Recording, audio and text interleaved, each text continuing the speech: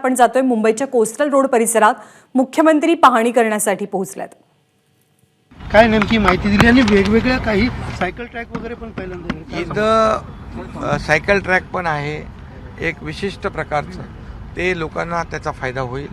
त्याचबरोबर इथल्या कोळी बांधवांनी मागणी केली होती की तो स्पॅन आहे 60 मीटरचा तो वाढवला पाहिजे, कारण त्यांच्या बोटींना वादळामध्ये पावसामध्ये त्रास झाला। तो पण आपण 120 मीटरचा स्पॅन बनवला, त्याचा पूर्णपणे स्ट्रक्चर तयार आहे आणि ते इथे येऊन माउंट करतील, त्यालाही देखील विलंब होणार नाही।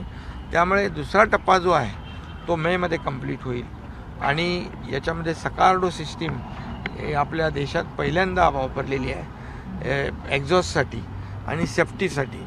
त्यामुळे सेफ्टी सुरक्षेच्या दृष्टीने सगळी काळजी जी आहे ती घेतलेली आहे। एखादा अपघात झाला किंवा इमर्जन्सी परिस्थिती निर्माण झाली तर याच्यामध्ये 10 ठिकाणी टनेलमध्ये क्रॉसिंग आहे, 2 ठिकाणी वाहनांसाठी, 8 ठिकाणी माणसांसाठी। त्यामुळे अतिशय सुरक्षित हा कोस्टल हायवे केलेला आहे आणि याच्यामुळे खूप मोठ्या प्रमाणावर नागरिकांना वाहतूक कोंडीतून दिलासा मिळेल असा ॲडव्हान्स टेक्नॉलॉजीचा वापर करून हा तयार केलेला है। शिंदे सर कब तक हो सकता है, क्योंकि लगातार बैठक दवाखाने में जाने का है अपने को, अपना दवाखाना ठीक है।